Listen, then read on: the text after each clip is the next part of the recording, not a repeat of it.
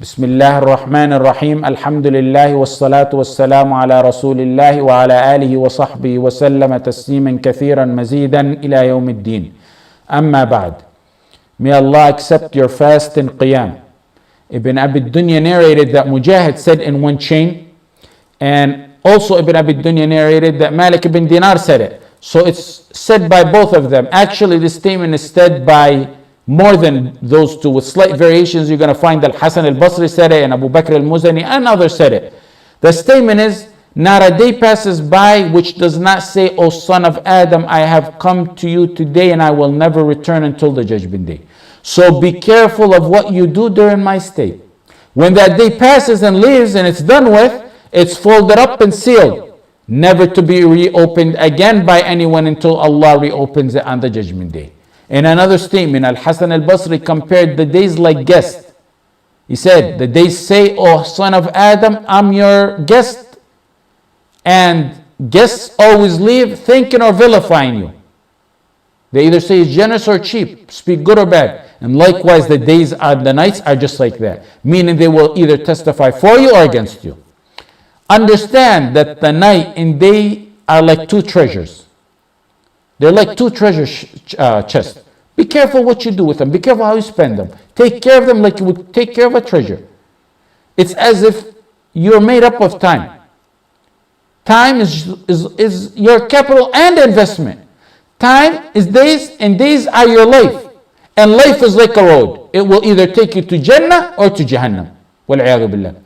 Nights are for our worship. Nights and days are for worship. But nights are for worship, more so for worship, and the days are the marketplace. Normal days to a believer are precious. I went with Shaykh ibn Qa'ud one time. I did Hajj with him. May Allah raise his ranks to Jannah. A true Imam of our time who spoke the truth. He was among the official ulama of Ifta years and years ago. Actually, so back far, I don't think anyone here was born when he was in the official Ifta group. He spoke on some matters and then resigned from the Ifta, or more accurately put, he was forced to resign. And many say, where are the ulama that speak the truth? Alhamdulillah, as bad as the situation is, this ummah has righteous ulama. But the problem is, where those people are looking for them, they're looking for them in the wrong places, because they're rejected from satellite channels. They're sidetracked and imprisoned by governments who promote, put them down, crush them, and promote other ignorant heads. And unfortunately, the masses of the ummah lost the scale of finding out how to find out the genuine ulama from the fake ones. As to Ibn Qa'ud rahmatullah alayh, one of the matters he spoke about back in the day was about TV. Back in the 70s and 80s, the TVs in Saudi was filth, polluting the lands, the pure lands of the Haramain. When we were in Medina in 1979, I remember and I recall it very clearly. We were leaving the Haram one day, as we did every single day, alhamdulillah rabbil alameen, and we walked by the shops. The market was right outside the door, not unlike how it is today. And you pass by TV shops that had displayed the TVs all throughout the stores, and they had them on the only channel they had, the only government channel and the only channel in the whole country. And in 1979, I remember one day we were walking out of the Haram and it was Dani Osman on their TV. And that's one of the reasons, the TV and the situation of the TV, the 1979 massacre in Mecca, that's one of the reasons Juhayman mentioned. So to diffuse the situation, the king had a meeting with the high ulama, because people listen to the ulama. So he said, well, alhamdulillah, we fixed the TV and now it's da'wah oriented to convey to the ulama. And it was total silence. But then the lion, may Allah raise his rank to Firdaus, had to roar. Ibn Qa'ud got up and said, no, that's not true. And that was the point that started the feud. The point I mentioned this is, when I did Hajj with him, I was sitting by him one time and a man came to him and asked him. He said, Sheikh, what's the ruling on TV? The man appeared to be a normal person. He wasn't a talib ilm where the Sheikh would go into detail. So the Sheikh kept it clear, brief and short in a way the man will understand it. And that's why I mention it. He said, and this pertains to our talk today, is there anyone with his right mind who knows that his every heartbeat, every exhalation and inhalation Every one of those is counted and fixed. Does anyone who realizes that waste his time on any of that filth? All those statements I mentioned to you by Al-Hasan al-Basri, Mujahid and others, that pertains to regular days. Now take it a step further. Imagine how valuable it is when the reward is multiple folds like the days we are in today. The value of seasons, Allah gave some months more merit and priority and grace over other months. Look at the 4 months of Al-Ashhur al-Hurum. منها أربعة حرم ذلك الدين القيم فلا تظلموا فيهن أنفسكم. So out of the 12 months we have the 4 months Ashhur al-Hurum. Out of those, second level is الشهر الحرام. الحج أشهر معلومات. And out of all those, we got 12, and then out of that is 4, and then out of that is the Hijjah. And the best month beyond the doubt is شهر رمضان الذي أنزل فيه القرآن. Likewise, some days are better than other days. And the nights have merit and priority over days in regard to matters, for example, like Qiyam. And oath was given by, for example, the 10 days of the Hijjah. وَالْفَجْرِ وَلَيَالٍ عَشْرٍ. The night of Laylat al-Qadr is better than 1,000 nights. Now we're in Ramadan. And now it's time to catch a whiff of that Ramadanic breeze that will not give you a cold. Rather, it'll make you among the most successful there is. What are you talking about, Ahmed? What's a whiff and a breeze and what's that? Let me repeat that. Catch a whiff of that Ramadanic breeze that will not give you a cold. Rather, it'll make you among those who will never be among those who are wretched.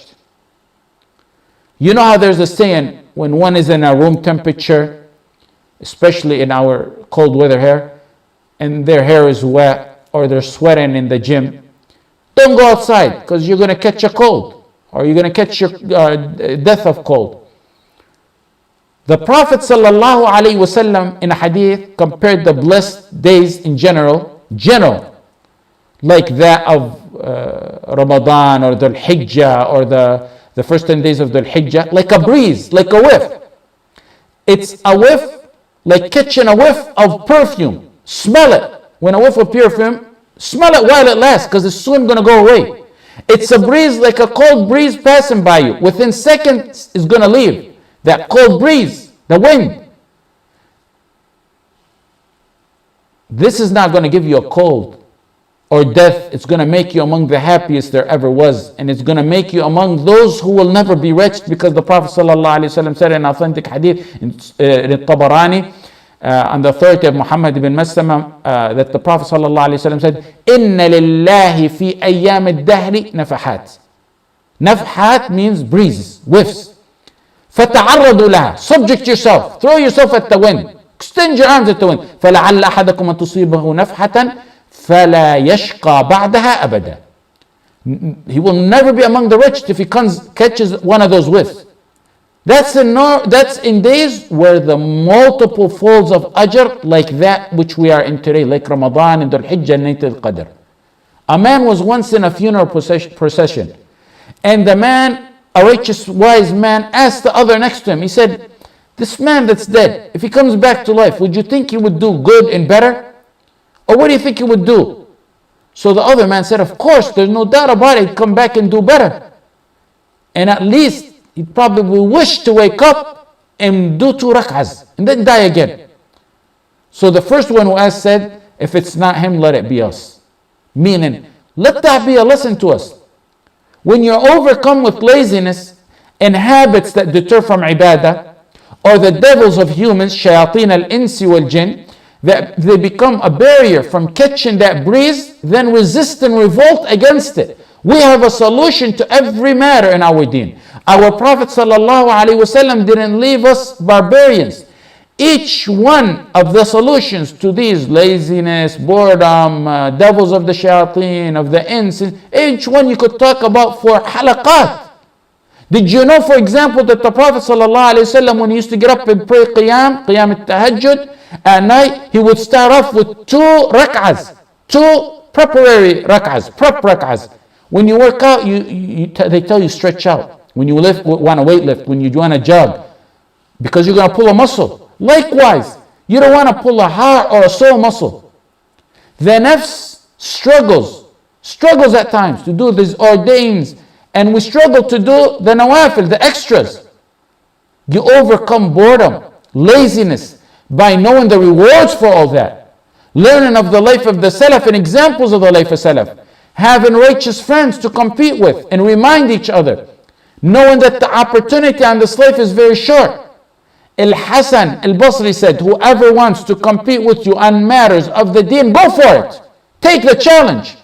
If it's a matter of this dunya, then throw it in his face and walk away. Surround yourself. Surround yourself in this month, in this time, with those who you see are better to you, better than you. You don't have to necessarily tell them I'm competing with you, but take it as a competition. وَفِي ذَلِكَ فَلْيَتَنَافَسِ الْمُتَنَافِسُونَ. In that, let the competitors compete in the matters of the life after. Wallah, it's a race to Allah. Wuhayb ibn al-Ward said, if you can be the first in the race to Allah, be so. Shams al-Din Muhammad ibn Uthman al-Turkistani said, I never heard of anyone doing any matter of worship except I did like it or more. ما بلغني عن أحد من الناس أنه تعبد عبادة إلا تعبدت نظيرها أو زدت عليها. They asked Nafi, how was the life of Umar in the house? Tell us how his life was. He said in his house it was wudu and salah. Wudu and salah. And in between that, it was recitation of Quran. Umar's son, Abdullah ibn Umar, when he used to miss one salah in congregation, he would fast the following day and pray all night and free a slave the following day.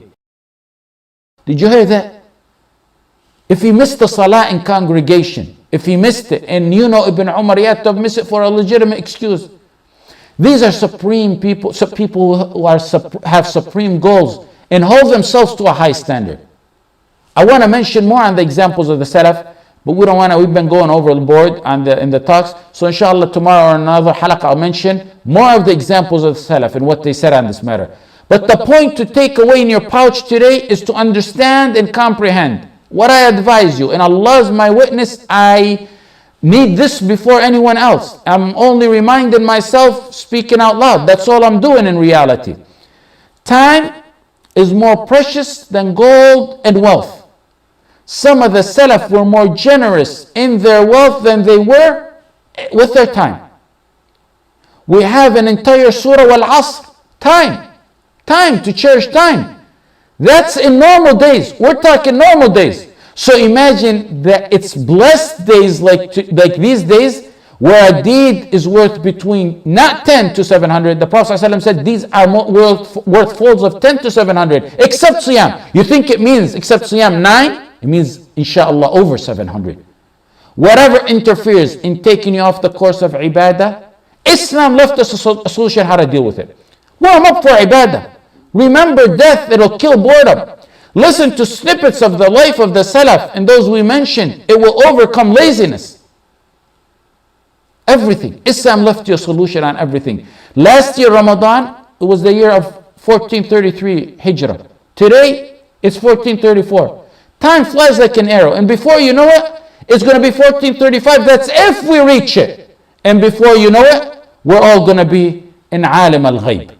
Prepare for it. It's a time to prepare for it. In conclusion, I'll leave you with an astonishing fact. Actually, a fact that I find astonishing. Intend and strive with your deeds completely for the sake of Allah. Your life for Allah. And your intention for Allah. You'll get the best of both worlds. That's a fact. A promise. That's like, وَلِلَّهِ الْمَثَلِ الْأَعْلَى. Allah has the supreme examples. You go to a store to buy something. When you walk in to buy that matter, glasses, for example, you go to buy one, whatever it may be. You end up, they're telling you, today we have a special, you buy one, you get one free. Of course, again, I'll say, وَلِلَّهِ الْمَثَلِ الْأَعْلَى. That's how it works in matters of the day after. Are you making this stuff up, Ahmed? Our Quran told us, مَنْ عَمِلَ صَالِحًا مِنْ ذَكَرٍ أَوْ أُنْثَى وَهُوَ مُؤْمِنٌ فَلَنُحْيِيَنَّهُ حَيَاةً طَيِّبَةً. Pay attention to that word. فَلَنُحْيِيَنَّهُ حَيَاةً طَيِّبَةً وَلَنَجْزِيَنَّهُمْ أَجْرَهُمْ بِأَحْسَنِ مَا كَانُوا يَعْمَلُونَ. In Surah Al-Nahl, الحياة الطيبة الدنيا وَلَنَجْزِيَنَّهُمْ أَجْرَهُمْ بِأَحْسَنِ مَا كَانُوا يَعْمَلُونَ Al-Akhirah. Listen carefully and listen to the translation.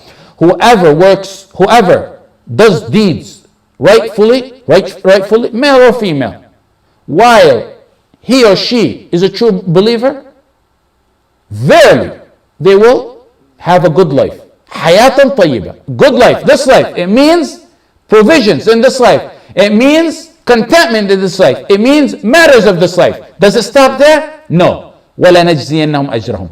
And we shall pay them certainly in reward. We shall pay them a reward in proportion to the best of that which they used to do. That part of the verse means paradise and the hereafter. So you get the best, intend the sake of Allah, and let your life revolve around Allah, and you get the best of both worlds. You get a freebie, and Allah started with the freebie and then mentioned the ultimate goal, the akhirah. اللهم اجعلنا ممن يلقاك بأعمال صالحة يا رب العالمين وصلى الله على سيدنا محمد وعلى آله وصحبه وسلم.